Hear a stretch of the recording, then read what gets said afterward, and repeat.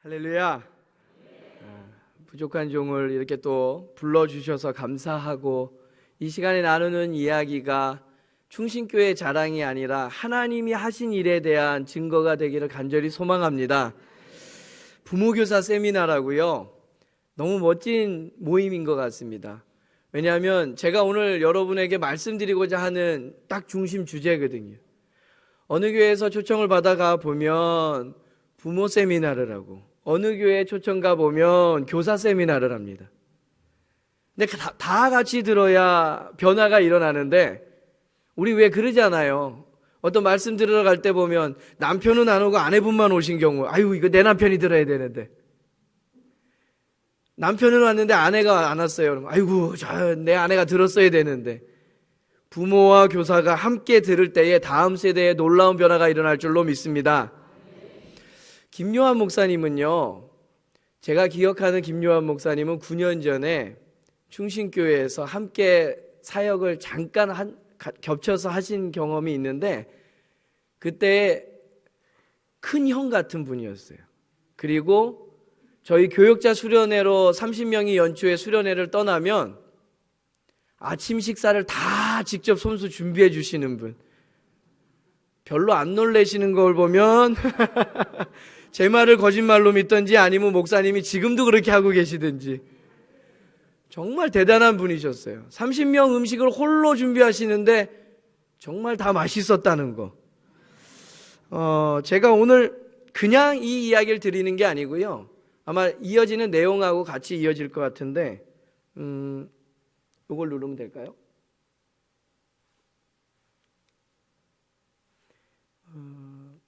포인트를? 네, 제가 넘긴 건가요? 네, 앞에다가. 네, 알겠습니다. 밤 얘기를 좀 하려고 그럽니다. 잘 보이시는지 모르겠어요. 우리 광양제일교회는 워낙 LED 화면이 좋아가지고, 이게 밥그릇의 변천사입니다. 1940년대 밥그릇부터 위에서부터 시작해서요, 지금 2010년대의 밥그릇이 맨 오른쪽 밑에 있는 겁니다. 위에 있는 게 국그릇이고 밑에 있는 게 밥그릇 세트로 만들어진 게 아니고요, 밥그릇이 점점점 지금 작아지고 있는 거예요. 50년, 60년 전의 밥그릇이 지금 저렇게까지 작아지고 변화가 됐습니다. 보시면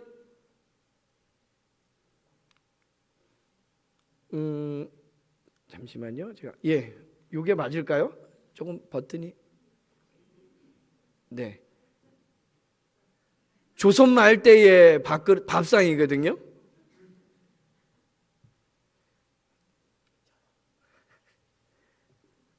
전원이 꺼져 있었네요.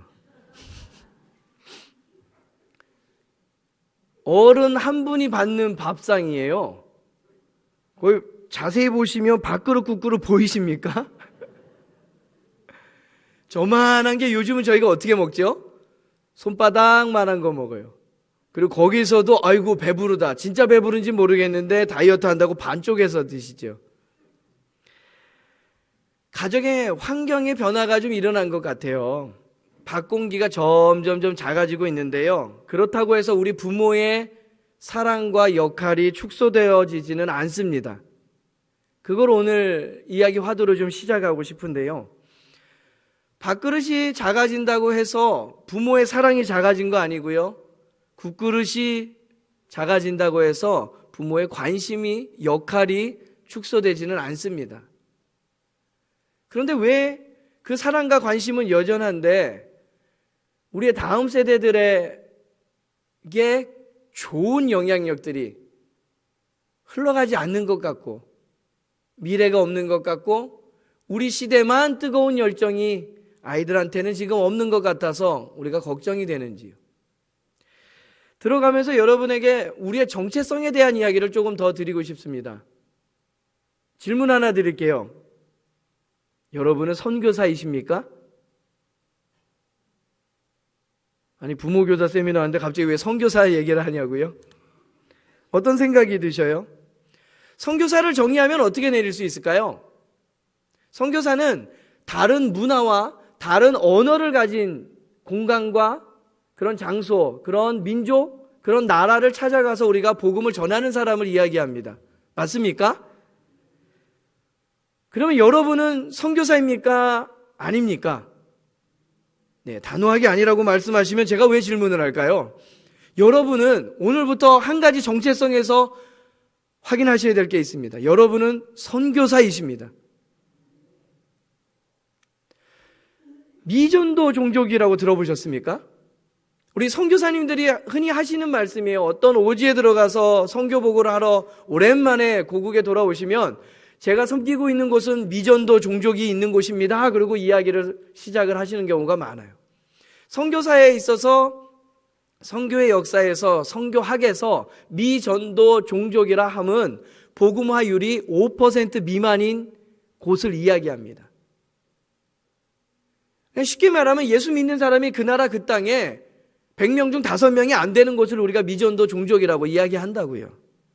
그런데요, 이게 남의 나라 남의 땅 이야기가 아니라는 거죠. 지금 대한민국의 현실을 여러분 알고 계십니까? 광양제일교회는 은혜가 넘치는 교회입니다. 그리고 성도도 많은 교회입니다. 모이기에 힘쓰는 교회고 모이기를 참 좋아하고 모이는 것에 희망을 가지고 있는 교회입니다. 그래서 여러분은 잘 모르시는 것 같아요. 다음 세대가요, 갤럽 조사에 나온 거예요. 대한민국 종교, 이 국민들의 의식 조사를 하는데 거기에 종교 파트가 있는데 거기에 20세 미만의 우리의 다음 세대들에 대한 질문에 교회 다니냐라는 질문에 2.9%, 3%가 5%가 아닌 3%가 되지 않는 사람만이 예, 제가 교회 다닙니다. 제가 예수님을 믿습니다라고 대답을 했다라는 거죠. 이게 지금 한국교회의 현실입니다.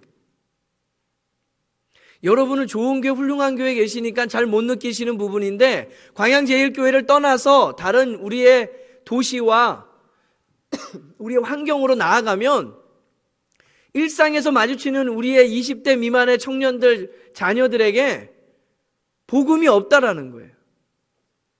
요즘 한 학급에 몇 명의 자녀들이 있나요? 고등학교 이하의 학급에 가면 30명 미만입니다. 25명, 24명 요 정도 인원이에요. 그 얘기는 뭐냐면 그 중에 3%가 예수님을 믿는다라는 얘기로 가면 한 학급에 내 자녀가 그 학급에 있다. 그러면 걔만 예수 믿는다는 얘기예요. 이게 지금 대한민국 평균입니다. 5% 미만의 복음화율을 가지고 있으면 미전도 종족이라고 부른다고요. 그렇기 때문에 여러분은 선교사입니다. 우리가 선교사라고 하면 수평적인 선교사만을 생각하기 때문에 내가 선교사인가라고 방금 생각하셨을 거예요, 처음에. 다른 나라, 저 어느 멀리 떨어진 곳에 내가 나가서 복음을 전하면 선교사라는 생각이 있으셨을 터인데 제가 여러분은 선교사입니다 라고 말씀드리는 이유는 수평적 선교사가 아니라 세대를 잇는, 여러분의 자녀들과 대화가 잘 통하시나요? 길거리 걸어가는 우리 죄송합니다. 제가 뭐 학교에 있었다 보니까 중딩이라는 표현이 쉽게 나왔는데 중학생, 고등학생들 길거리 걸어가다가 하는 대화 한번 들어보세요. 못 알아들어요. 줄임말이 얼마나 많고 은어가 많고 속어가 많고 그들만의 쓰는 언어들이 만들어져서 도무지 작년 세대에서는 알아들을 수 없는 말을 한다고요. 아까 선교사가 어떤 사람이라고요? 다른 언어를 사용하는, 다른 문화를 가지고 있는 곳에 가서 복음을 전하는 사람이 선교사입니다. 그러면 우리의 자녀들과 우리가 대화가 되지 않고 그들이 쓰는 언어를 못 알아듣는다면 우리는 이미 외계 언어를 쓰고 있는 자녀들에게 다가가서 복음을 전하는 거예요. 그래서 여러분은 수직적 선교사입니다. 이제 조금 이해가 되십니까? 그러면 옆에 있는 분들하고 좀 우리의 정체성을 확인하기 위해서 인사 잠깐 하겠습니다. 옆 사람 잠깐 보시고 이렇게 한번 인사하시죠. 안녕하세요, 선교사님. 네. 왠지 낯설고 좀 어려워하시죠? 그러면 다시 한번 이렇게 인사할게요. 당신은 선교사십니다. 네. 그래요. 이 선교사적인 마인드가 없으면, 그런 마음이 우리 안에 마음 자세가 없으면 다음 세대를 향해서 하나님의 말씀을 심거나 선포하거나 그들에게 다가가는 일이 매우 어렵다. 이 자리에 계신 우리 부모님들께도 말씀드립니다. 여러분은 뭐라고요? 선교사입니다. 그러니까 내 자녀랑 말이 안 통할 때 어우 답답해, 이게 어디서부터 나왔나 몰라 그러시면 안 돼요. 애들은 몰라도 여러분 아시잖아요, 어디서 나왔는지. 그럼 뭐라고 마음에 품으셔야 된다고요? 대화가 안 될 때, 속상할 때, 답답할 때, 으이그 하고 주먹을 쥐어줄 때 뭐라고요? 나는 선교사다. 나는 선교사다. 이젠 좌우에 계신 분 말고 여러분 스스로에게 한번 말씀하세요. 나는 선교사입니다. 그래요. 시대가 어렵지요. 그리고 우리도 참 갈피를 잡기 어려운 시대를 살고 있어요. 그런데 다음 세대의 30년 후, 20년 후의 미래를 우리의 자녀들에게 예측하라고 하는 건 더 어려운 것 같습니다. 그래서 우리가 살고 있는 시대를 오늘 여러분 앞에서 사자성어 한번, 문자 한번 쓰겠습니다. 혹시 이게 무엇인지 알고 계신 분 계십니까? 한번 따라해 보시겠어요? 무, 적, 방, 시. 네, 없을 무자에 표적 적자에 노을 방자에 화살 시자입니다. 그러니까 이 사자성어를 이야기하자면 오늘을 살고 있는 우리의 삶의 양태와 같아요. 그게 뭐냐면 표적이 없다라는 거예요. 화살을 내 손에 들었는데 어딘가로 노을 방자예요. 화살을 길게 쏴서 쏘라는 거예요. 쏘려고 막 폼 잡는데 표적이 없어요. 아무데나 쏘래요. 처음엔 기분이 좋지요. 뭔가를 맞추려고 그러면 굉장한 스트레스예요. 내가 저걸 맞출 수 있을까? 빗나가면 어떡하지? 막 두렵고 떨리고 막 그럴 텐데, 무적 방시. 화살이 손에 있는데 네 마음대로 하라는 거예요. 처음엔 신나지요. 막 있는 힘껏 당겼다가 슝 쏘기도 하고, 뭐 그냥 에구 놓쳤네? 스트레스 받을 일도 없고, 저기다 쏴볼까? 여기다 쏴볼까? 목표가 없으니까 내 마음대로 해도 되니까 신나요, 처음엔. 그런데 그게 오래 갈까요?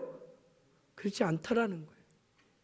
목표가 없으니까 처음엔 아무데나 막 쏘지만 이내 지쳐버리기 쉽다라는 거예요. 힘껏 쏴도 보고 놓쳐보기도 하고 요 앞에 쏘기도 하지만 그 재미가 오래 가지 않는다라는 거예요. 그런데 이것이 무엇을 이야기하는 건가? 오늘을 살고 있는 우리의 삶의 모습과 다음 세대를 이끌어갈 우리의 자녀들의 삶의 모습이 지금 이와 같다라는 거예요. 세상이 주는 가치관이 그렇습니다. 너 하고 싶은 거 해. 네 마음대로 해. 그게 행복이라고, 그게 삶의 조건이라고. 세대의 흐름이 우리에게 가치관을 흔들게 만들고 있다라는 거예요. 하나님의 사람인 우리조차도 나조차고 은혜 받으러 교회 온다라고 착각하고 살아간다라는 거예요. 하나님께서 사람을 만드셨을 때는 하나님의 영광을 위해서, 하나님을 영화롭게 하기 위해서 우리를 만들었는데 마치 우리는 예배 드리는 것조차도 나 좋으라고, 나 은혜 받겠다고, 나 평안하자고, 내가 원하는 것 되겠다고 그렇게 신앙생활하면서 그게 맞는 것처럼 우리 신앙 공동체 안에서도 이야기가 오고 간다라는 거예요.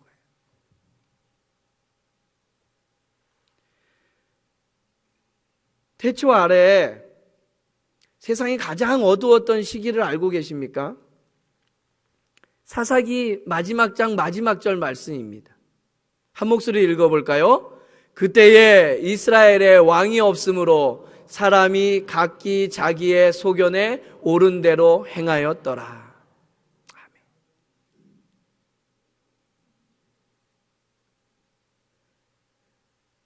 이스라엘의 시기에 가장 어두웠던 시기라고 이야기하는 사사기의 시대에 그 사사 시대를 한 문장으로 정리한 문장이 사사기 21장 25절 말씀입니다. 왕이 없으므로 자기 마음대로 행하였더라. 아, 좋았겠다라고 우리가 해석을 할까요? 아니지요. 질서가 없어졌다라는 거예요. 목표가 없어졌다라는 거예요.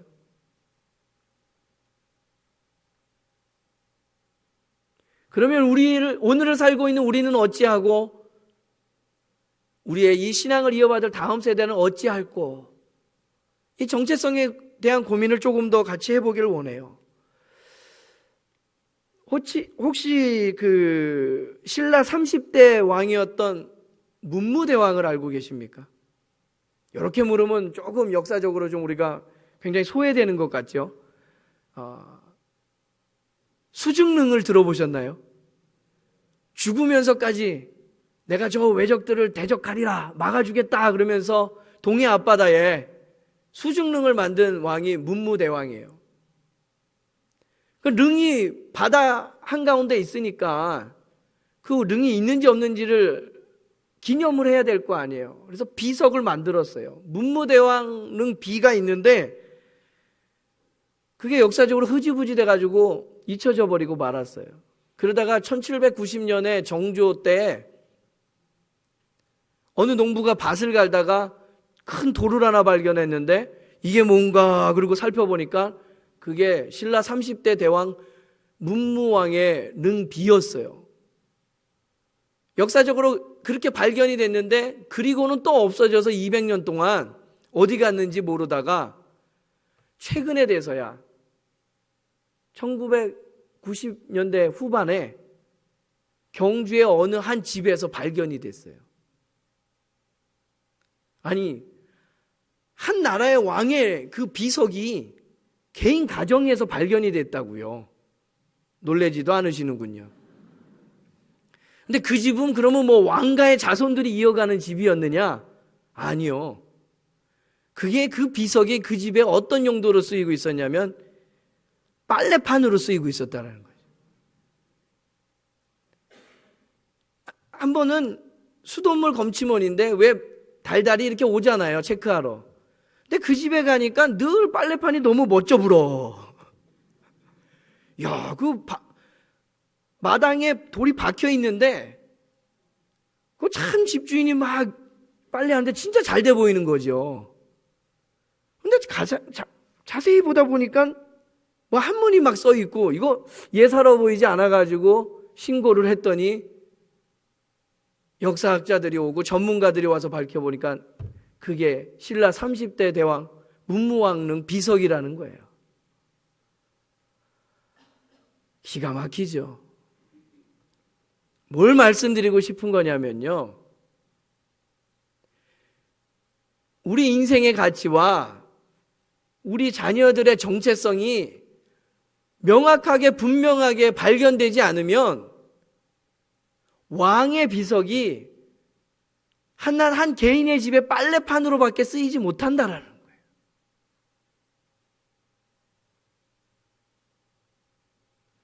여러분의 자녀들을 어떤 가치로 키우고 계십니까? 그냥 겸손한 표현은 아유 얘가 건강하기만 하면 되지요.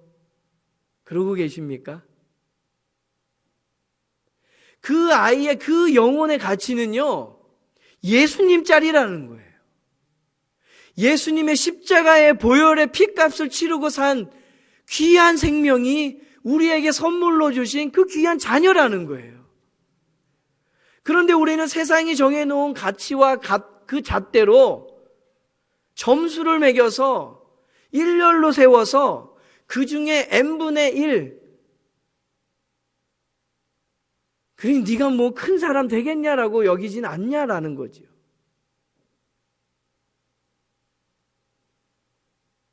우리의 인생에 대해서도 마찬가지라는 거예요.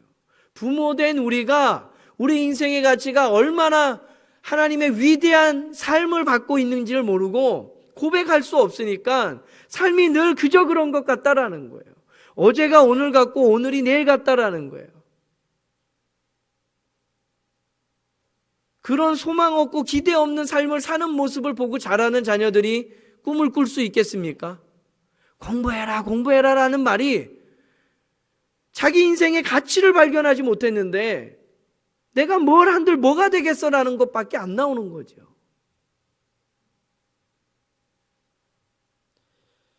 하나님은 우리의 생각보다 크고 위대하신 분인 줄 믿으시기 바랍니다.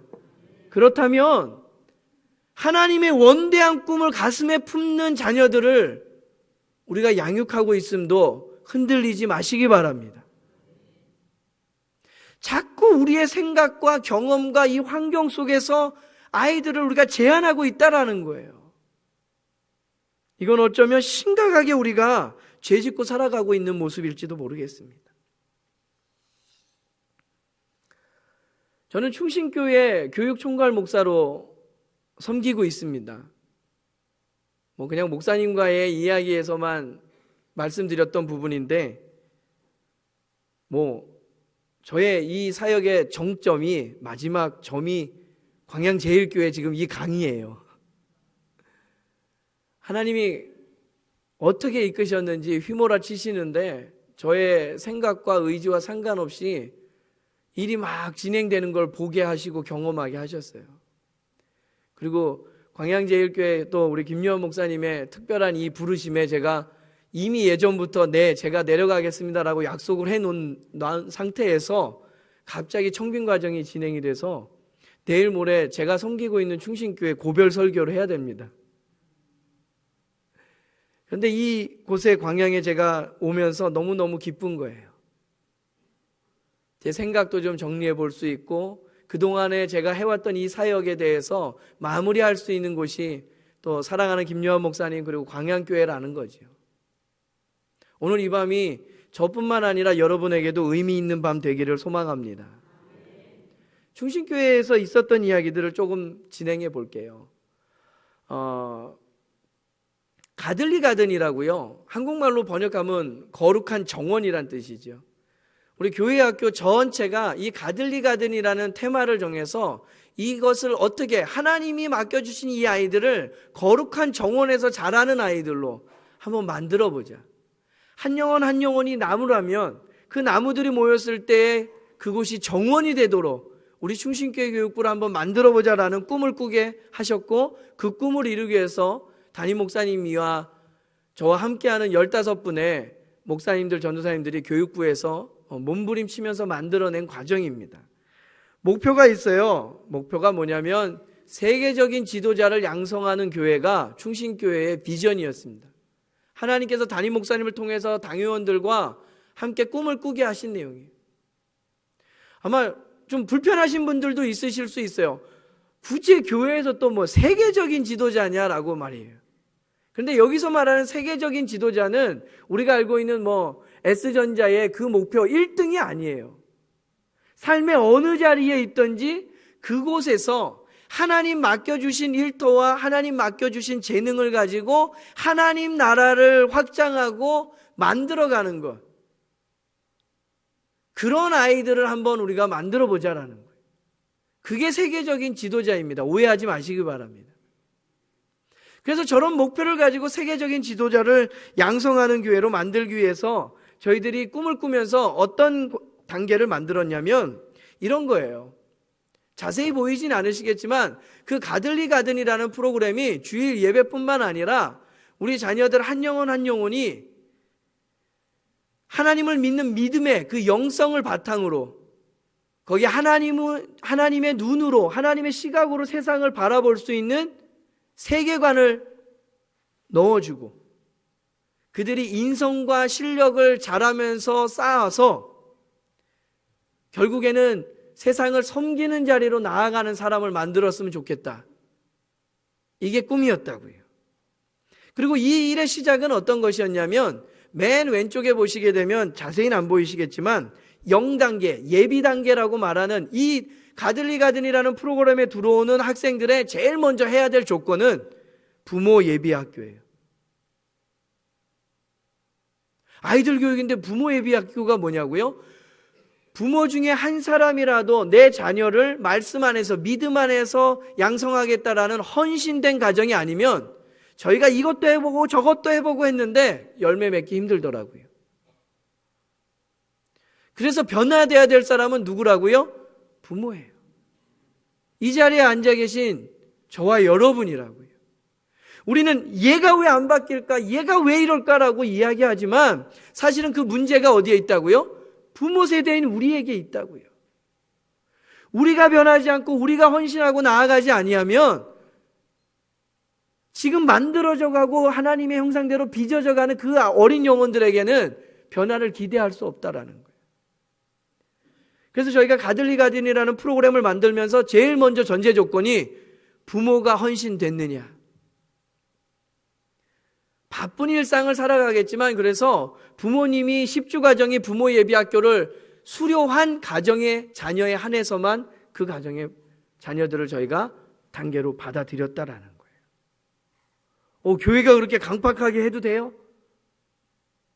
하나님의 사람을 만들어내는데 훈련과 양육은 다부져야죠. 그런 목표로 저희들이 프로그램을 시작했다라는 거에서 여러분 중심을 찾기 바랍니다. 자녀에 대한 교사로서 고민을 가지고 계십니까? 자녀에 대한 부모로서의 갈급함을 가지고 계십니까? 오늘 이 시간 첫 번째 메시지입니다. 누가 변해야 된다고요? 부모. 남의 부모 말고요. 다시요. 내가 변해야 되는 거예요. 내 가치관이 변하고 내 생각이 변하고 내가 바라보는 관점이 바뀌지 않는 한 내 자녀는 절대 바뀌지 않습니다. 속상할 때마다 이게 누구 닮아서 그래? 누구 닮아서 그러겠어요? 누구 닮아서 그래요? 그래요. 충신교회는요, 우리 좀 전에 담임 목사님께 말씀 들었는데, 교회학교 요람을 엄청난 걸 좀 만드셨더라고요. 충신교회도 교사가 되면 교육계획서라는 게 나옵니다.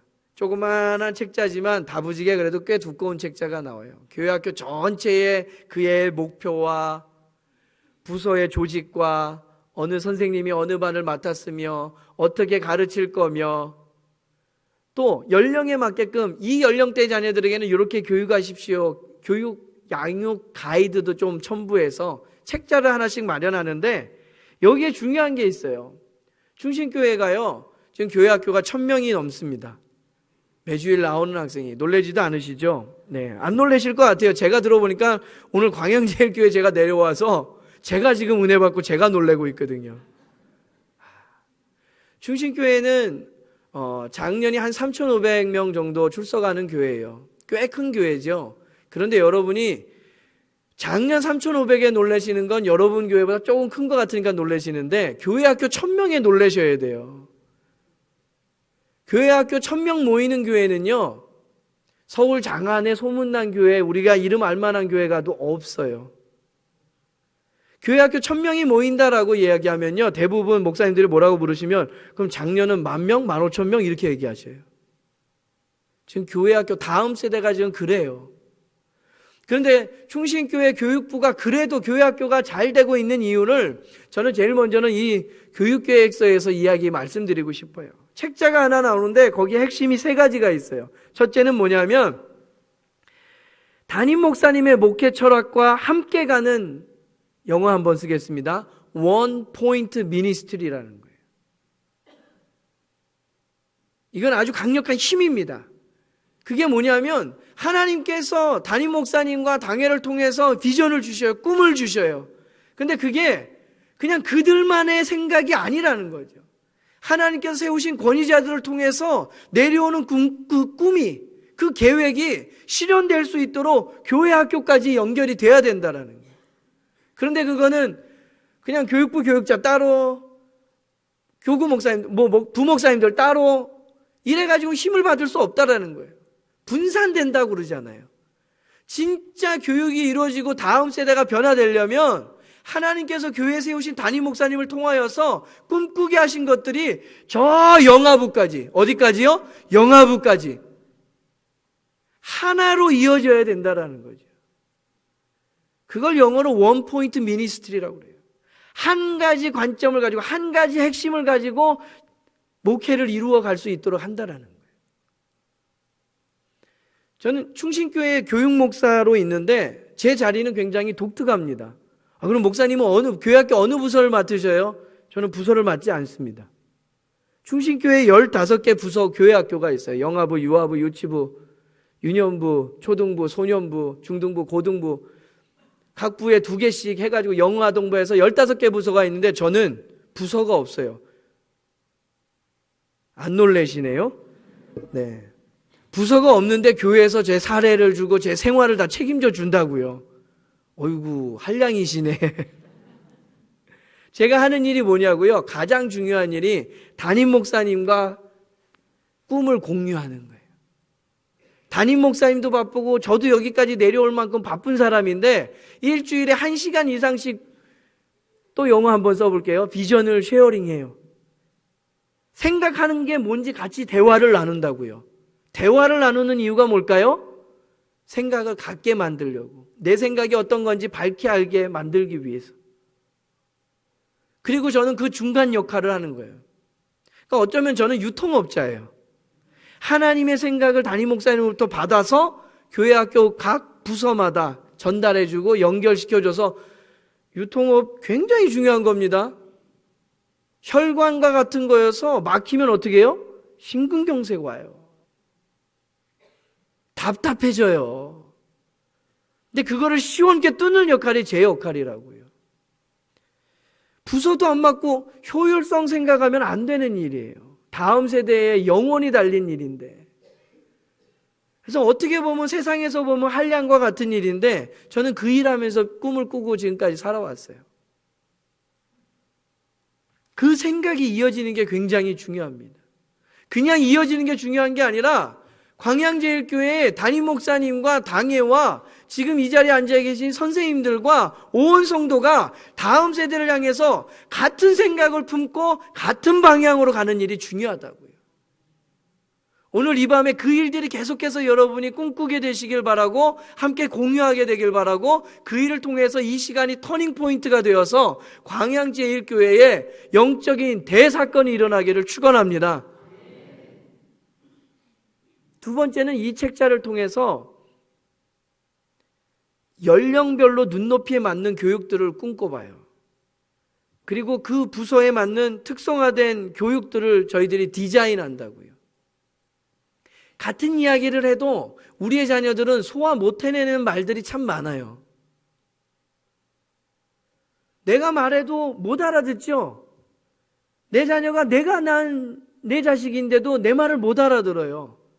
그건 얘네가 마음이 없기 때문이 아니라 이 자녀들이 알아들을 만한 경험이 또는 인지적 능력이 발달 단계의 수준이 아직 못 미쳤다는 얘기거든요. 그러면 이 아이들이 클 때까지 대화될 때까지 기다려야 될까요? 내가 좀 수준 낮춰서 설명을 해야 될까요? 그래요. 그게 예수님의 교육이에요. 예수님이 성육신 하셨잖아요. 하나님인 분이 인간의 모습을 입고 오셨어요. 왜요? 하나님의 언어로 얘기해서는 우리가 도무지 알아듣지 못하거든요.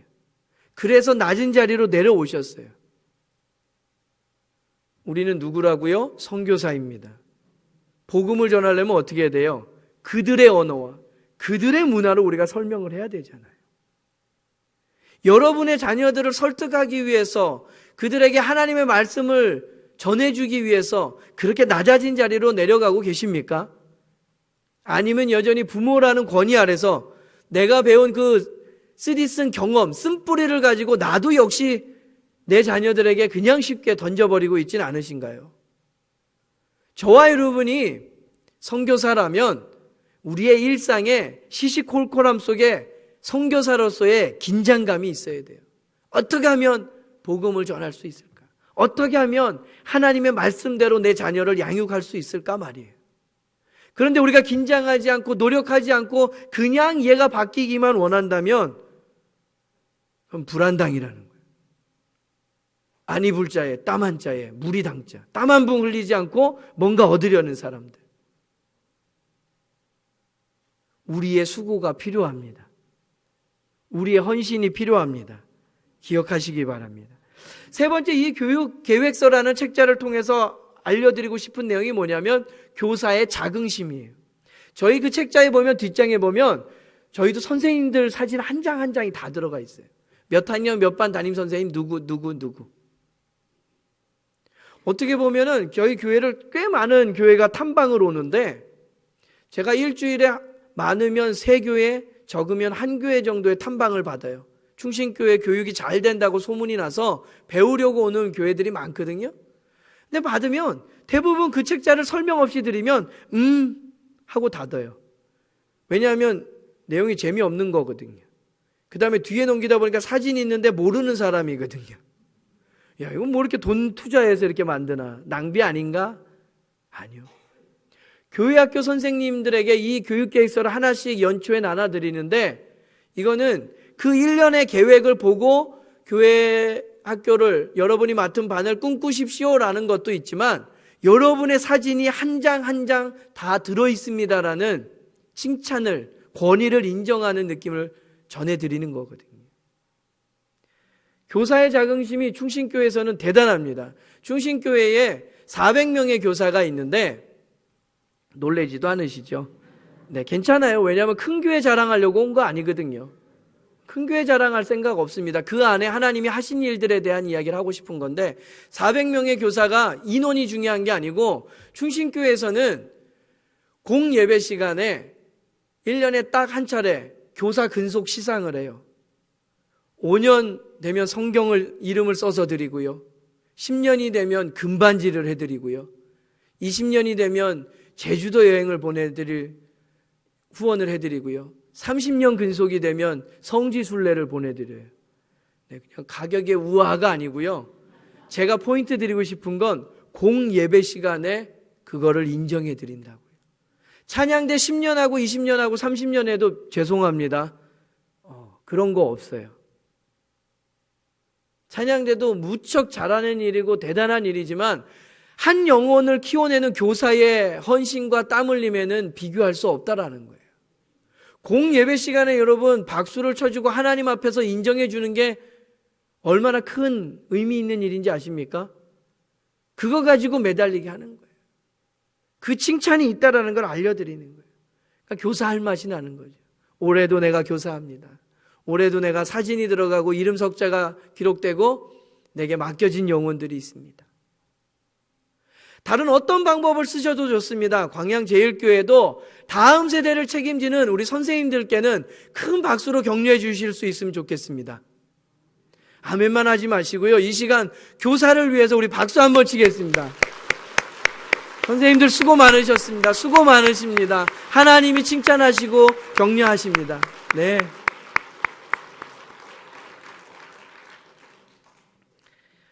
충신교회가 잘 되는 이유 비법을 몇 가지 말씀드릴게요. 충신교회는요 30년, 만 30년입니다 올해가. 한 학기에 한 기수씩 받아서 1년에 2기수를 받으니까 이번 학기가 61기를 지금 받고 있는데, 아기 학교란 게 있어요. 대한민국에서 제일 처음 시작한 교회가 충신교회입니다.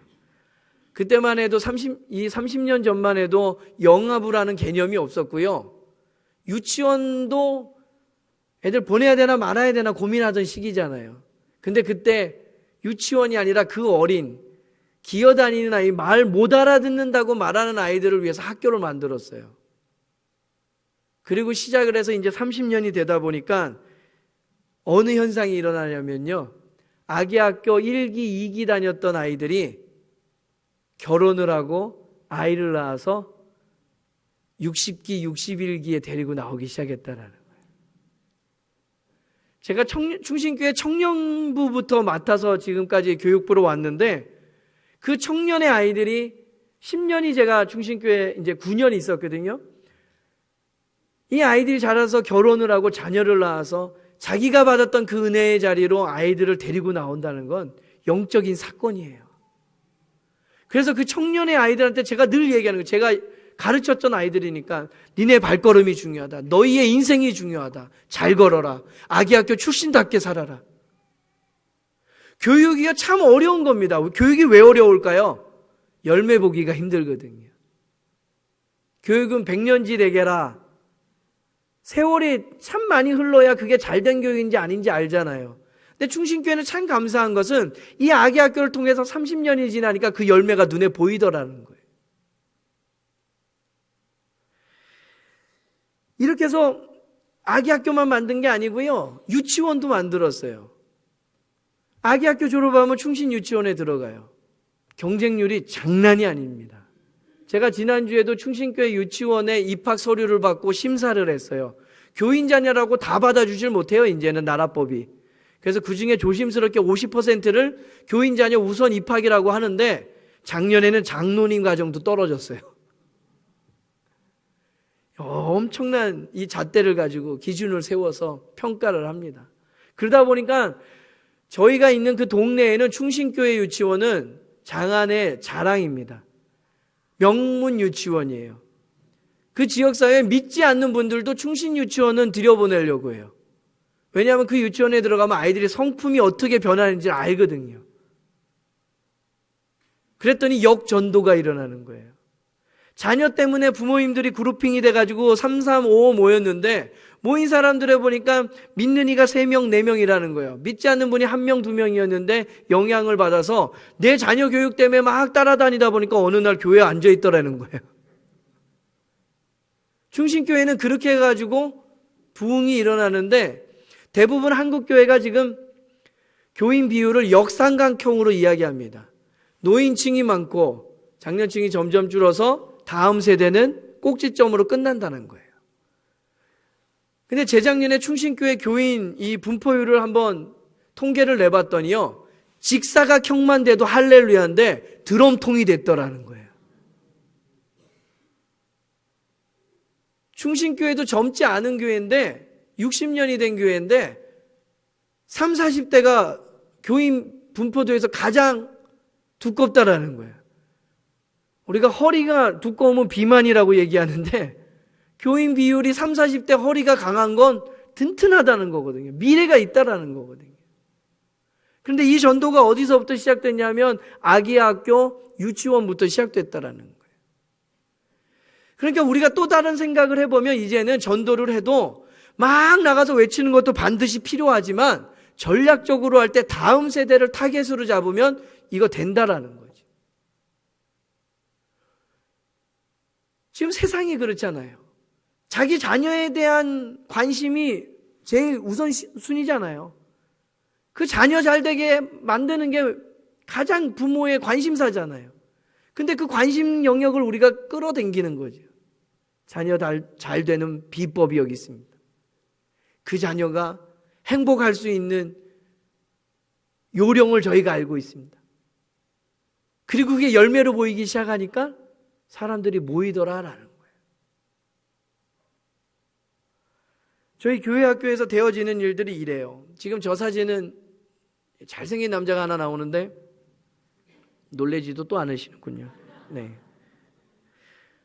영아부에서 제가 주일마다 하는 일이에요. 영아부 예배를 방문하면 한 영혼 제가 안아주고 저 가운을 딱 들어가면 의사 선생님처럼 손을 제가 딱 벌리면 저 보모 옷을 입혀줘요. 애들이 워낙 이렇게 기도하는 동안에 어느 날 보니까 침이 지르르 흐르더라고요. 집에 들어가지고 양복 갈아입고 나올 시간이 없어서 아예 제가 손 벌리고 있으면 보모 옷을 입히면 한 명 한 명 끌어안고 제가 기도를 해줘요. 그럼 그 부모는 동시간에 본 예배 들어와서 예배를 드려요. 그러면 선생님들이 사진을 찍어서 보내줘요. 목사님이 오늘 당신의 자녀를 위해 축복 기도해 줬습니다. 그럼 애가 저 나이 때 부모님들은 다 그 생각이죠. 얘가 나랑 떨어지면 울까 안 울까. 안 울고 잘 지낸다는 거 확인 및 영적으로 잘 케어받고 있습니다라는 증거를 사진으로 보내드리면 그렇게 좋아하시더라고요. 유아부 같은 경우에 이게 유아부 예배거든요. 저게 뭐냐면 무지개천이에요. 무지개천을 아이들 예배 끝나는 시간에 마지막에 그 아이들 머리 위로 막 지나가면 아이들은 그 천 잡아당기면서 막 놀아요. 신나죠. 뭔지 모르는데. 근데 하나님의 무지개 약속을 상징하는 거예요. 너의 영혼이 그렇게 하나님께서 책임져 주신다는 거예요. 아직 말하지 못하고 표현하지 못하지만 그 어린 영혼들이 저걸 어렸을 때부터 경험하면서 자라난다는 거죠. 지금 무엇을 말씀드리고 있는 거냐면 교회 학교의 예배에 특성화된 교육이 있어야 된다는 거예요. 브랜드화할 수 있는 어떤 한 가지를 붙잡고 있어서 그게 그냥 멋있는 게 아니라 영적으로 의미 있는 일들을 교육해 나간다는 거죠. 유치부 예배입니다. 유치부는 이제 엄마 손 띄고 딱 들어오면 예배당에 들어오면 부장 선생님이 들어오는 순서대로 무조건 앉혀서 봉헌 기도를 해줘요. 아이는 헌금함에 봉헌을 하고 그 자리에 앉아서 그 아이를 위해서 축복해 주는 기도를. 그러니까 부장 집사님은 완전 기도의 용사예요. 애들 그 예배 시간 10분, 15분 사이에 다 들어오잖아요. 그때마다 그 아이들 앉혀놓고 다 기도하는 거예요. 기도가 좋아지는 거야. 이게 뭔가 따뜻하다는 걸 아는 거예요. 그렇게 해서 예배를 경험하게 하고 시작하는 것들을 우리가 경험하게 합니다. 그렇게 해서 자라는 아이들이 초등부가 되면은 찬양대에서요. 충신교회는 유년부, 초등부, 소년부가 있는데 이 초등학생 때의 찬양대 이름은 호산나 찬양대예요.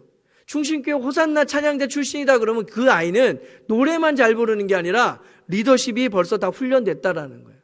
그 나이 또래의 아이 중에서도 호산나 찬양대에 들어왔다라는 아이들은 영적으로 그리고 어떤 삶의 태도의 모범적으로 다 강력한 교육을 시킨다라는 거예요. 앙상블도 있어서 우리 전사님 한 분이 저희 교회 탐방을 오셨었어요. 그리고 오늘도 운전해서 내려오는데 그 얘기를 하시더라고요. 와, 목사님 충신교회 교육부 갔더니 찬양대도 있고 앙상블도 있고 확실히 다릅디다라고 말이에요. 그게 뭔가 잘 갖춰서 하는 게 아니고요. 제가 요령을 말씀드렸어요. 다 된 거 짜자잔 하고 드러내려면 충신교회도 뭘 해도 백날 해도 안 된다고. 어떤 달란트가 있는 아이가 한 명 있으면 그 아이를 위해서 그걸 시작하는 거예요. 그리고 끊임없이 그런 아이들을 붙여주셔서 하나님께서 저런 앙상블, 바이올린을 켜고 기타를 치고 드럼을 치고 그렇게 사람을 모으게 만드시는 거예요. 모이면 완벽해지면 뭔가 시작하겠다 해가지고는 될 일이 아니라는 거죠. 소년부 사진입니다.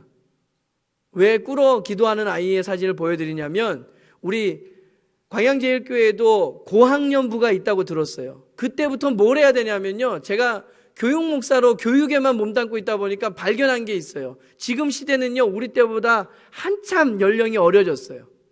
뭐가 어려졌냐면 초등학교 고학년 아이들이 사춘기예요. 우리는 중등부, 고등부 되면은 그 부서가 막 아이들이 고민이 있고 삶에 대해서 인생에 대해서 고민한다고 그러잖아요. 이미 거기 가면 끝나요. 저는 제 특이한 이력 중에 하나가 저는 목사로 부르심을 받았을 때 교회로 들어오지 않고 학교로 뛰어들었어요. 제가 중학교 때 예수님을 만났는데 나 같은 사람도 만나 주시기 때문에 누구도 만나 주실 수 있겠다 싶어서 청소년 사역을 했거든요. 제가 의정부에 있는 여중에서 7년 동안 교편을 잡고 교목으로 섬겼습니다. 근데 거기서 딱 보니까요, 세대가 얼마나 바뀌었냐면 여중임에도 불구하고 기독교 학교임에도 불구하고 아이들이, 죄송합니다, 강단에서 이런 말씀 드려서, 주초 문제를 언제 하시는지 아십니까? 우리 때로 얘기하면 고등학생쯤 되면 부모님 몰래 하겠지. 아유, 세대가 젊어졌으니까 중학생 때. 아니요, 초등학교 4학년 때 첫 경험을 하고요, 5, 6학년 되면 내가 줄담배 필지 안 필지 결정을 다 합니다. 중학교 2학년이 돼서 가출을 하면요, 애들이 쳐다봐요. 쟤 뭐지? 늦바람 들었나? 니네 왜 그러면 가출 안 하냐? 목사님, 가출하면 힘들어요. 초등학교 때 뛰었대요. 그렇게 어려졌어요. 그래서 충신교회는 고학년부에 대해서 제가 이야기를 했어요. 작년 여름부터 바뀌었어요. 니네 청소년 사역해라. 그 아이들을 데리고 그냥 아동부에서 하는 율동하고 막 했더니 애들이 뒷짐지더라고요. 재미없는 거예요. 이미 인터넷과 이런 정보가 얼마나 빨라요. 그러니까 이미 머릿속은, 몸은 안 그런데 머릿속은 성장하는 거예요. 정보에 의해서. 진짜 성장했다는 게 아니라 노출이 너무 빨라지니까 그 고민들이 빨라진 거예요. 그래서 특별히 광양제일교회도 고학년부는 이제 청소년 사역으로 가야 돼요. 눈높이가 거기에 맞는데 계속해서 그냥 1, 2학년 때 유치부 때 불렀던 노래로 얘가 즐거워하겠지라고 생각하면 아이들이 굉장히 힘들어진다라는 거죠. 중고등부가 되면 진짜 미래에 대해서 꿈을 꾸고 고민하거든요. 한 영혼 한 영혼 안아주고 기도하는, 비전을 발견하게 하는 일들이 분명히 필요합니다. 그리고 너희의 인생이 지금 고민되고 힘들고 어려움은 리더로 하나님께서 요셉처럼 너희를 연단시키시고 훈련시키시는 그 양육의 과정에 있기 때문이다라고 분명하게 그 의미를 전달해 줘야 돼요. 선생님 힘들어요, 어려워요, 답답해요, 암울해요. 그래, 힘들지. 왜 그럴까? 안아주는 것까진 좋은데 그건 교육이 아니에요. 위로해 주는 건 좋은데 그게 끝이면 안 된다는 거예요. 지금 인생의 그 고난이 예수님 있는데 왜 고난받아요? 분명하게 이야기해 주실 수 있어야 돼요. 마가복음 4장에 보면 예수님과 같이 있는 배에서 풍랑을 만나요. 인생의 중요한 것은 예수 믿기 때문에 내가 고난이 없고 어려움이 없다라는 것이 아니라 그 고난의 순간에 주님과 내가 동행하고 있느냐를 발견하고 거기에 의미를 부여할 수 있어야 된다라는 거죠. 그게 우리의 교육의 방향이 되기를 바랍니다. 충신교회는요 400명의 교사가 있는데 매해 교사가 신입교사가 한 20명 정도 양성이 됩니다. 그러니까 큰 교회 얘기하는 게 아니라 퍼센테이지로 말하면 5% 정도가 새로 교사로 헌신을 해요. 근데 5% 별거 아니네라고 말씀하실지 모르겠는데 교사가 되기 위해서는요 교사대학 한 학기에 10주씩 20주 동안 매주 화요일 저녁에 2시간씩 교육을 받아야 돼요. 그리고 성경시험 봐야 되고 교사로서의 교직시험을 봐서 통과돼야 돼요. 그러다 보니까 신청한 사람은 매 학기 시작에 40명인데 살아남는 사람은 한 20명이에요. 화요일 저녁 목사님 그게 가능합니까? 엄청나게 많은 얘기들이 들어와요. 그리고 이 교사대학에 들어오는 목사님들을 보면 다 신학대 교수님들이에요. 전문가들이에요. 그 각 영역에. 엄청나게 많은 예산이 교사대학에 들어가요. 저렇게 해서 어렵게 교사가 되기 때문에 교사 한 번 돼서 교육계획서에 사진이 들어간다는 건 엄청난 명예예요. 우리 공동체 안에서 충신교회에서 충신교회 교회학교 교사다 그러면 그냥 아마추어처럼 그냥 시간 조금 할애해서 애들 떡볶이 사 먹이고 이렇게 해서 될 수 없다는 걸 누구나 알기 때문에 다 존경하는 거예요. 인정하는 거예요. 그래서 세워주는 거예요.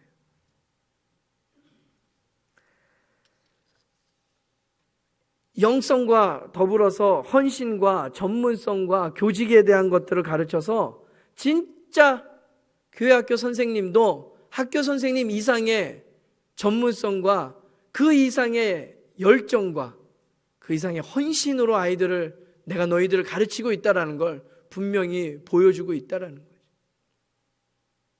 우리가 교회가 쉽게 한다고 은혜라고 이야기하면 안 돼요. 교육을 그렇게 할 수 있습니까? 영혼을 맡기는 건데 쉽게 맡길 수 있겠습니까? 이 자리에 계신 선생님들 열심히 하고 수고하고 있는 것 압니다. 그러나 한 가지만 더 부탁드립니다. 우리가 하나님 앞에서 정말 영혼을 다루고 있다는 걸 인정하신다면 더 무릎 꿇어야 되고 더 고민해야 되고 시간이 없다고 환경이 안 따른다고 10분, 20분밖에 분반 공부 시간이 없다고 대충 때우고 출석 부르고 이야기하다가 끝내서는 안 된다라는 거죠. 그 영혼이 잠깐 일주일에 한 번 들어갔다 나가는 교회 학교 현장이지만 그 시간에 하나님을 만나야 되고 한 주간을 살 수 있는 생명의 꼴을 먹어야 되고 내 인생의 의미와 방향을 점검받는 일들이 반드시 일어나야 됩니다. 그러기에 우리는 수고를 아끼지 말아야 돼요. 그 일을 위해 교회는 전폭적으로 선생님들께 투자를 해야 됩니다. 그러지 않으면 정말 대한민국은 다음 세대는 희망이 없습니다. 저는 오늘 광양제일교회 와서 조금 일찍 와서 교회를 돌아보면서 교회의 역사와 교회의 지금 현재의 모습을 이야기 들으면서 꿈을 꾸는 거예요. 제가 광양을 처음 방문했지만 여러분은 정말 행복한 사람들입니다. 이만한 교회가 없다라는 거예요. 그냥 드리는 말씀이 아니라 제가 전국에 있는 교회들에 불려다니면서 봐도 다 소망이 없어서 불렀는데 여기는 구루터기와 같은 교회라는 거예요. 이곳에 줄기가 돋고 잎이 자라나고 반드시 열매가 맺히는데 요셉의 축복처럼 야곱의 축복이 아니죠. 야곱이 누굴 축복했어요? 요셉을 축복했어요. 담장 너머로 뻗은 나무라고요. 그게 뭘까요? 오늘 말씀의 결론에 좀 이따 나올 내용인데 내 자녀 한 명 잘 되는 거, 내 가정 잘 되는 게 목표가 아니라는 거예요. 하나님께서 요셉을 통해서 꿈꾸신 것은 요셉이 그렇게 어려운 시련을 당했지만 성공했더라가 아니라 그 성공이 가지를 뻗어 담을 넘었다는 것은 다른 사람에게까지 영향을 줬다라는 거예요. 그 누군가가 잘되게 만들어줬다라는 거예요. 바라기는 광양제일교회에서 자라나는 다음 세대의 어린이들은 하나님의 꿈을 꾸고 하나님의 나라의 확장을 위해 일하고 지역사회에 선한 영향력을 끼칠 수 있는 그리스도의 향기를 가진 자들이 되기를 바랍니다. 너 잘되라고 그러는 거야, 이렇게 키우지 마십시오. 그 이상의 사명과 꿈이 있습니다. 중심교회는요, 지금 가장 몸부림치고 있는 영역이 어떻게 해서든지 기성세대와 우리 장년 세대와 다음 세대를 엮는 거예요. 광양제일교회도 지금 그 고민에 있는 걸로 알아요. 아니, 한국교회가 다 고민하고 있어요. 그런데 충신교회는 한 발자국 좀 디뎠어요. 앞선 건 아니고요, 디뎠어요. 그래서 몸부림치고 있는 이야기 조금 더 드리는 거예요. 저건 뭐냐면 아까 가들리 가든이라고 그랬잖아요. 충신교회 교육부의 활동이. 그거를 테마로 해서 그 기도 정원을 만들었어요. 똑같이 거룩한 정원에 기도 정원을 만들었어요. 매월 첫째 주 토요일에 온 가족 기도회란 거래요. 새벽 기도회 아이들 다 깨워서 오라는 거야. 두둥겨 패서가 아니라. 그런데 그게 의미가 뭐냐면 연초에 스티커 판을 하나 줍니다. 그리고 거기에 매월 주제가 있어서 말씀이 기록된 것을 통해서 기도 정원을 온 가족이 꾸미는 거예요. 자녀와 함께 온 가정에 스티커를 나눠줍니다. 예배가 마치고 나가면. 그러면 각 가정의 냉장고나 또는 현관에다가 붙여진 그 판에다가 3월은 정직이었어, 4월은 배려였어, 이런 주제에 맞는 온 그 가족이 함께 새벽 기도 드렸던 말씀을 가지고 한 달을 살아가는 거예요. 그 한 달의 교회학교 주제가 그 말씀 구절이에요. 총회 공과회에서 4월이 정직이었다 그러면 4월 내내 4주간의 말씀이 그리스도인이 정직하게 살아야 되는 이유, 그리스도인이 정직하게 사는 방법, 그리스도인이 정직하게 살았을 때 나타나는 열매, 이런 것들을 가르치면서 계속 한 달 동안의 그 주제를 가지고 가족이 기도하고 말씀 가지고 살아간다라는 거죠. 그리고 오후 예배 때 온 가족 예배가 있어요. 그걸 기획을 해서 2달에 한 번, 석 달에 한 번, 영유아 유치부와 함께 드리는 예배, 아동부와 함께 드리는 예배, 이런 거를 기획해요. 그리고 같이 예배를 드리는 거예요. 자녀 세대와. 그냥 재롱장치가 아니에요. 드리면 그런 거, 이게 뭐냐면 3세대가 함께 드리는 기도문, 공동 기도문을 만드는 거예요. 할아버지 세대가 하나님 앞에 자녀를 올바르게 키우지 못했습니다, 회개의 기도와 나의 신앙이 나의 자녀들에게도 나의 손주들에게도 영향을 주길 원합니다, 신앙의 전수에 대한 다짐의 기도 같은 것들을 3세대가, 2세대가 또 하나님 앞에 기도하고 자녀의 세대가 1세대가 또 기도를 하는 거예요. 그런 공동 기도문을 드려서 온 가족이 예배 드린다는 것이 어떤 기쁨과 감격이 있는지를 체험하는 거죠. 이거는 저희가 매주 목요일 오전에 1시간 반 동안 드리는 자녀 축복 기도회라는 거예요. 줄여서 자축이라고 그러는데 말의 어감에 좀 오해는 있어요. 아이고, 자녀 축복하기 위해서 모인다고. 지금은 본당에서 한 200분의 어머니들이 모여서 예배를 드리는데요, 10수년 전에 작게 시작한 2-3명의 어머니들이 애들 학교 보내고 유치원 보내고 모여서 눈물로 기도했던 모임이요, 그 모임이 불이 꺼지질 않으니까, 이게 중요한 겁니다. 어떤 일을 하든지 포기하지 않고 눈물로 기도하는 일을 소수가 모여서 시작했는데, 이게 10수년이 지나서 하나님께서 때가 되게 하니까 불이 다시 불일 듯이 일어나는데 30명, 50명, 60명, 80명, 100명 넘어서더니 150명 넘어서더니 저희 교회는요 40년 된 건물이라 이렇게 큰 데가 없어요. 교육관 중에서는 150명 들어가는 공간이 제일 큰데 거길 꽉 차서 뛰어넘은 거예요. 그래서 작년부터는 본당을 쓰도록 당회가 허락을 했어요. 자발적인 모임이었다고요. 목회자들이 이렇게 합시다라고 프로그램 만든 게 아니라 기도하는 어머니들의 기도를 시작했더니 지금 200분이 모이는데 중심교회 교우들만 오는 게 아니라 지역사회에 기도하겠다는 어머니들이 그 시간에 오시는 거예요. 심지어는요, 제가 불교 신자도 만나봤어요. 끝나고 이렇게 인사하는데, 아유, 저는 절에 다니는데 제 자녀를 위해서 가야 되는 가까운 절이 없어서 가까운 교회 왔다고. 이걸 어떻게 받아들여야 되나? 자녀가 화두가 되면 이 정도 열정이 있잖아요. 그런 분들이 모여서 기도하는데, 그러면 내 자녀 축복하자! 그러고 기도하냐고요? 아니요. 저희들은 자녀 축복 기도라는 이름으로 모이지만, 우리가 얼마나 하나님 앞에서 말씀대로 키우지 못했는지 회개하는 걸로, 말씀 안에서 돌아오는 걸로, 초점을 맞추는 걸로 예배를 드려요. 기도 모임으로 모였으니까요, 뭐 할까요? 기도해요. 90분의 시간이 있는데 15분 찬양, 30분, 최소한 40분의 기도 시간을 확보를 해요. 그럼 막 기도 제목 던지느냐고 시간 보내고 기도는 1, 2분? 아니요. 제가 기도회를 매주 인도하는데 40분의 기도에 기도 제목이 3개, 많으면 4개예요. 기도의 불이 막 활활 타오르니까 그냥 200분의 어머니들이 모여서 기도하면 그냥 나라를 위해 기도합시다. 요즘 그러면 그냥 눈물 콧물 쏟으면서 기도하는 거예요. 자녀 축복 기도회로 모였는데 왜 나라 위해 기도하냐고요? 내 자녀가 사는 땅이잖아요.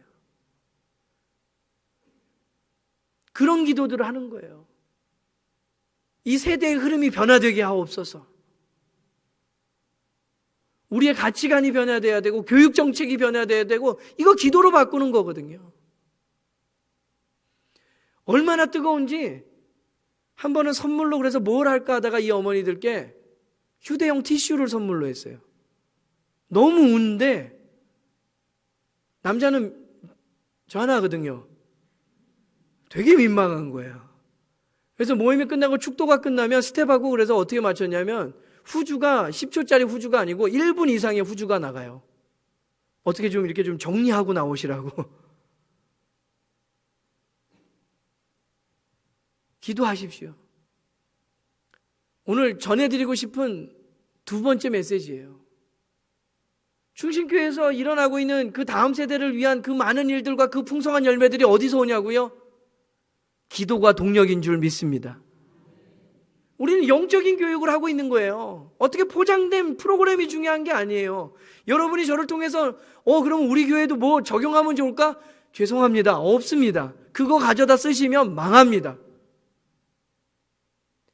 이 광양제일교회에 맞는 분명한 고민에서 나오는 프로그램들이 있을 거예요. 그게 최고예요. 신토불이. 이 환경에 이곳만의 특수한 상황들에 몸부림치면서 목회자들이, 교사들이 만들어내는 게 제일 위대한 거예요. 그리고 거기에는 반드시 뭐가 있어야 된다고요? 기도예요. 기도가 영적 동력입니다. 다른 어떤 이유로도 부흥이 일어날 수 없고 다른 어떤 것으로도 우리의 자녀를 보장할 수 없어요. 기도하는 곳에 하나님의 일하심이 나타날 줄로 믿습니다. 자녀 축복 기도하면 저렇게 반성문 쓴 거 아니고요. 자녀 위한 기도문을 저렇게 써서 주셔요. 저희 교육부 교육자들, 온 교육자들이 그날은 나와서 같이 기도하거든요. 그럼 끝나고 인사할 때에 그냥 가는 거 아니에요. 자기 자녀의 상황과 근황에 대해서 빽빽하게 해서 저렇게 매주 제출하셔요.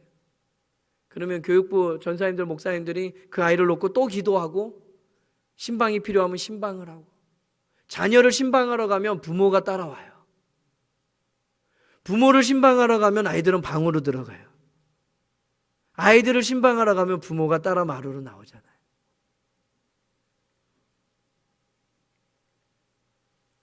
저희가 몸부림치고 있는 활동 중에 하나가 이거예요. 어떻게 하면 부모 세대를 붙잡을 수 있을까 고민하는데 문제가 누구라고요? 자녀가 아니고 부모 세대거든요. 그래서 기독 학부모 교실이라고 해서 굿 페어런팅이라는 걸 1학기마다 해요. 아까 말씀드린 가들리 가든이라는 특수화된 프로그램이 있어요. 이거는 3년의 과정을 거치면 교회가 전폭적으로 지원을 해서 미국을 보내줘요. 놀라지도 않으시네요. 네. 3년 프로그램을 한번 돌렸고요. 올 2월 달에 그래서 그 아이들 데리고 미국을 갔다 왔어요. 동부, 서부를 하는데 그냥 여행하는 게 아니고요. 그곳에 아이들이 갔을 때에 3년 동안 한 학생의 성장기가 다 기록되어져 있어요. 포트폴리오라고 그러죠. 이 아이가 고민하였던 거, 이 아이가 성장기에 성장통을 겪었던 얘기들이 다 교회학교 선생님과 또 우리가 MOU를 맺었던 인성 실력을 진행하는 그 기관들의 선생님들이 다 작성해서 3년 동안의 그 이야기가 기록되어져 있으니까 이 아이의 현재의 꿈이 뭔지, 앞으로 나아갈지 어떻게 갈지에 대한 예상이 되고 예측이 되고 대화가 되는 거예요. 그런 아이들이 3년의 교육과정을 했더니 1기생으로 20명이 지금 배출이 됐어요. 그래서 20명의 아이와 선생님 4분과 교역자 2명에서 26명이 미국을 방문했는데, 그냥 방문한 게 아니라 그 아이들의 꿈의 영역에 맞는 곳들을 방문하는 거죠. 아이비리그 학교를 통해서 토플 몇 점 받으면 그 학교 들어가냐 이런 걸 확인하는 게 아니고요. 그 학교에 있는 크리스찬 교수들을 만나는 거예요. 박사들을 만나는 거예요. 그리고 그분들에게 제가 연락을 다 취했어요, 미리. 당신이 어떻게 해서 박사가 됐는지, 교수가 됐는지에 대한 설명이 필요한 게 아닙니다. 하나님께서 당신의 그 직업을 통해서 원하시는 게 뭐였고, 그 일을 통해서 지금 어떻게 하나님 나라를 확장하고 계신지를 이야기해 주십시오. 그게 중요한 거거든요. 과학자가 꿈이 낸요, 에어앤스페이스 뮤지엄이라고 우주항공박물관이 있어요. 거기를 딱 데려가는데 이것도 20명도 많아요. 패키지 여행 아니잖아요. 4명의 선생님을 데려간 이유가 영어 가능한 유학파나 또는 그냥 프리토킹 가능한 선생님들 데려가가지고 거기서도 소급으로 흩어지는 거야. 시간이 아까우니까. 9박 10일도 짧아요. 그래서 그 학생에 맞는 데만 데려가는 거예요. 우와 놀라는 거죠. 감격하고 꿈을 꾸는 거고. 그 아이의 스토리를 아니까, 이야기를 아니까. 그리고 그 앞선 선배의, 신앙의 선배의, 믿음의 선배의, 인생의 선배의 이야기를 듣는 거예요. 그 교회의 목사님의 신앙의 이야기를 듣는 거고, 그 학교에, 그 박물관에, 그 기관에 그 일을 통해서 어떻게 하나님 나라가 확장되고 있는지에 대해서 꿈을 꾸게 하는 거예요. 그 가든이라는 프로그램 안에는요, 부모가 헌신해서 부모 예비 학교를 하고 나면 영성 훈련을 각 부서 목사님 전사님들이 가르쳐요. 그것도 많이 안 받아요. 한 부서에 10명씩 받아요.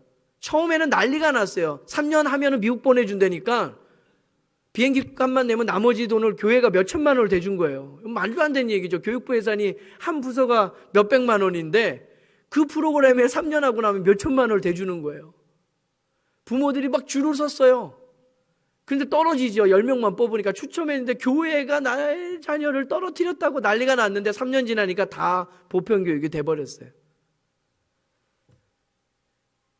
그 아이가 부모 통해서 들어오면 영성훈련을 하고요, 세계관, 눈으로 하나님의 시각으로 바라보는 걸 꿈을 꾸고요, 훈련을 받는 거예요. 그 다음에 인성실력을 배우는데 교회 학교 선생님이 수학 가르치면 되겠어요?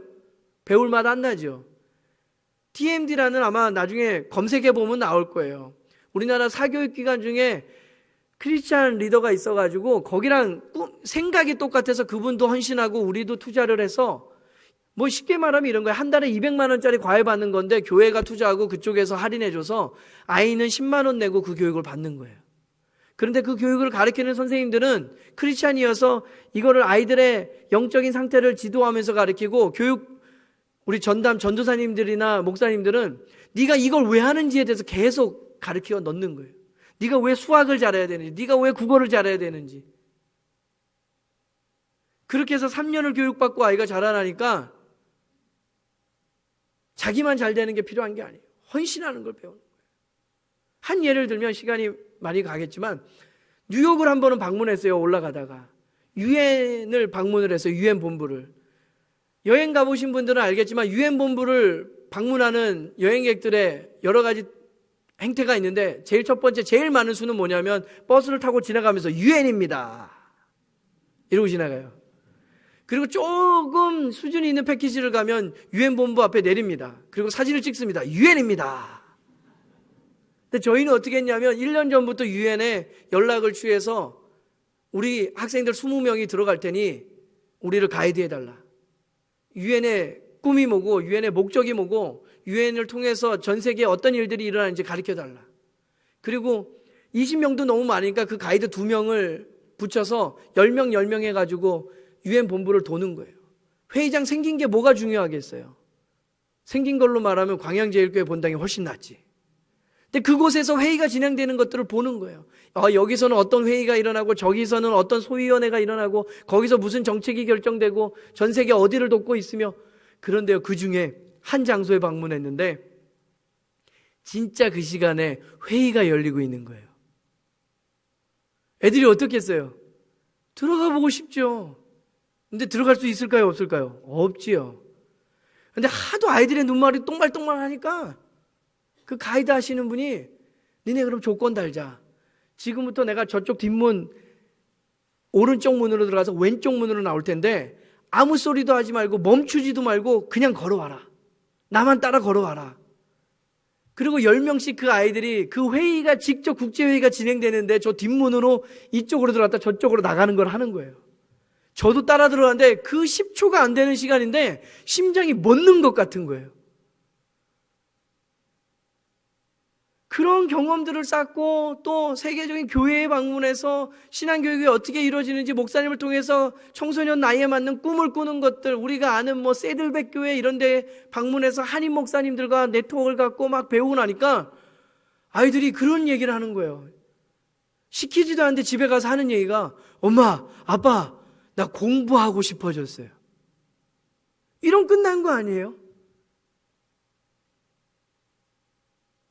꿈이 발견되어지고 인생의 의미가 발견되어지니까 아이들의 입술에서 그런 고백이 나오는 거예요.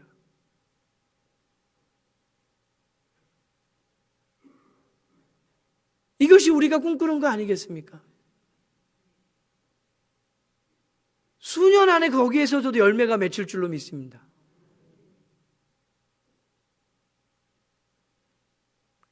그리고 저희가 하고 있는 게 뭐냐면 굿페어런팅 2라는 거예요. 지금 사진에 오른편에 나와 있는 그 굿페어런팅 1이라는 거를 통해서 가들을 시작했더니 부모님들의 요구사항이 그거예요. 목사님, 신앙적으로 아이들 키우는 거 알겠는데 어떻게 해요? 사실 지금 이 자리에 앉아 계신 분들의 고민이 그거 아니에요.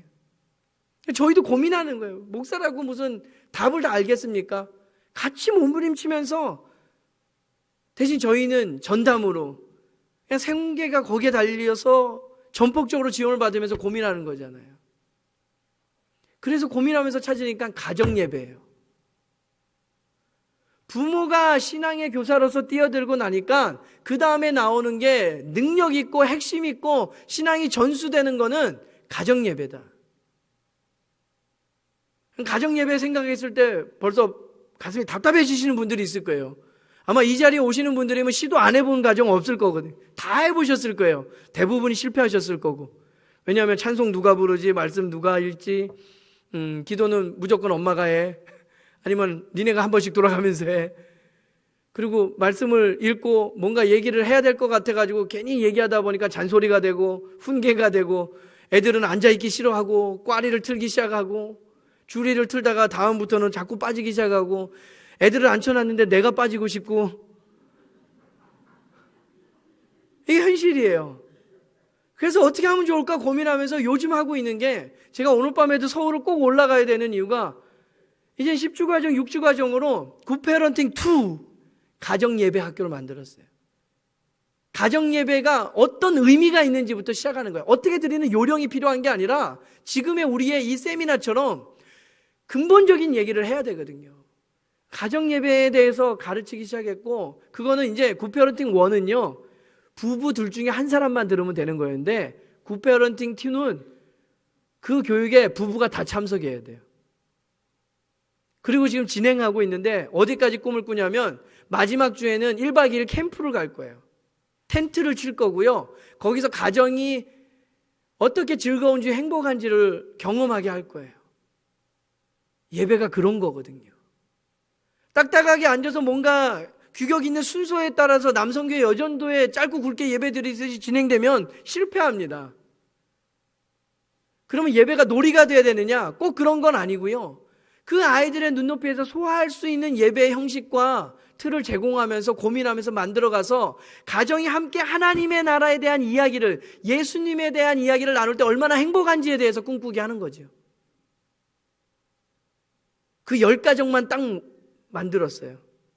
그리고 그 10가정에 대해서 선포했어요. 여러분은 중심교회 가정예배의 모판입니다. 여러분이 잘 자라나서 뿌리를 내려서 우리가 이식할 때인데 여러분의 가정에서 이 가정예배가 뿌리가 내리면 거기에 살이 붙어서 다른 가정들도 붐이 일어나고 변화가 일어나고 열매가 맺힐 줄로 믿습니다. 그러면서 가르치는 거예요. 이야기를 정리합니다. 오늘 이 밤에 여러분에게 도전하고 싶고 기도하고 싶은 내용이 있어요. 많은 잘된 이야기도 중요하지만 하나님이 하신 일이 제일 중요해요. 그래서 우리가 함께 고민할 것은 한번 따라 읽어봅시다. 시작. 기도가 영적 동력입니다. 이걸로 기도하십시오.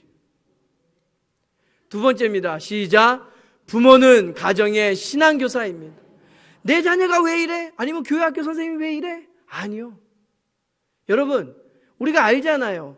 학교에 인성교육 맡겼더니 안 되죠? 교회에 죄송합니다. 이 위험한 발언일지 모르지만 교회 학교에 신앙교육 맡기면 안 됩니다. 인성교육은 가정이고 신앙교육도 가정입니다. 하나님이 영적인 권위를 부모에게 주셨어요. 부모가 가정의 신앙교사 노릇을 해야 됩니다. 거기에 교회 학교 선생님들은 첨가하는 거예요. 세 번째 시작. 공적 영성, 일상의 거룩함을 회복합시다. 아까 요셉의 이야기 말씀드렸죠. 그래서 우리 자녀들이 잘 되면 뭐 할 건데요? 그들의 꿈이 뭔데요? 어느 일정한 지위까지 올라가고 안정된 재산을 확보하고? 아니요. 그건 꿈이 아닙니다. 어떤 직분에 어떤 직책에 올라가는 것은 꿈이 아니에요. 비전이 아니에요. 그 자리에서 어떤 일을 할 건지가 하나님의 꿈입니다. 우리의 자녀들에게 분명하게 가르치시기 바랍니다. 공적 영성이 뭐냐고요? 나 한 사람 은혜 받고 내가 구원받았네. 그래서요. 그 구원의 감격이 있어야 됩니다만 그 구원의 감격을 가지고 이 땅에 어떻게 하나님 나라를 확장하며 살아갈 것인가가 우리의 꿈이에요. 하나님이 우리에게 원하시는 것은 나 한 사람 천국에 가니까 인생 대충 막 살아도 된다가 아니잖아요. 우리의 자녀에게 무엇을 가르치겠습니까? 분명하게 선포하십시오. 너는 잘 돼야 되는데 너의 잘됨으로 선한 영향력을 끼쳐라. 하나님 나라를 확장해라. 예수 그리스도를 증거해라. 예수 그리스도를 자랑해라. 그게 너의 잘되는 이유다라는 거예요. 그러니까 매일매일의 삶이 거룩해야 되는 거예요. 먼저 여러분이 거룩해지십시오. 거룩이 무엇입니까? 하나님께 구별된 게 거룩이에요. 예배당에 앉아있는 게 거룩이 아니라 여러분의 일터에서, 여러분의 가정에서, 여러분의 자녀의 학교에서, 학원에서 하나님 때문에 내가 살아가고 하나님 때문에 공부하고 그 목표가 분명하게 되면 그게 거룩인 줄로 믿습니다. 남 잘되라고 우리 아이들이 성공해야 되는 거예요. 요셉처럼 담장너머로 뻗은 가지가 되어서 지경을 넓히고 그 나뭇가지에 주렁주렁 열매가 맺혔을 때 우리 가정만 따먹는 게 아니라 담 너머에 있는 그 누군가, 이 사회 구성원들이 그 선한 영향력들을 받으면 이 땅이 얼마나 하나님 보시기에 아름다운 나라가 되겠습니까? 그것이 꿈입니다. 우리 이와 같은 세 가지 오늘의 결론을 가지고 함께 기도하며 나가길 원합니다. 이 시간에 함께 우리 기도하기 원하는데요. 여러분, 이 기도 제목을 가지고 같이 우리 합심해서 기도하며 나가겠습니다. 기도가 영적 동력입니다. 부모는 하나님 내가 가정의 신앙교사입니다. 하나님 내 삶이, 우리의 자녀의 삶이 공적 영성을 가지고 일상의 거룩함을 회복하며 살아가게 하여 주옵소서. 이러한 결단이, 이러한 믿음의 고백이 오늘 이 밤에 우리의 고백으로 그치지 아니하고 내 삶에 이루어지게 하여 주옵소서. 이 시간에 우리 주여 한번 부르시고 큰 소리로 기도하며 나아가도록 하겠습니다. 주여! 하나님 아버지, 그렇습니다. 하나님, 우리가 기도하지 아니하며 우리의 자녀들에게 본을 보이지 아니하며 삶으로 우리의 예배가 보여지지 않으며 그렇지 아니하면서도 내 자녀가 잘 되기만 바랬고 하나님 내가 그렇게 신앙교육을 하지 못하였으면서도 하나님 내 모습이 못났음에도 불구하고 그냥 내 자녀가 따라오지 못한다고만 이야기하고 있었던 것들을 기억합니다. 주여 용서하여 주시옵소서.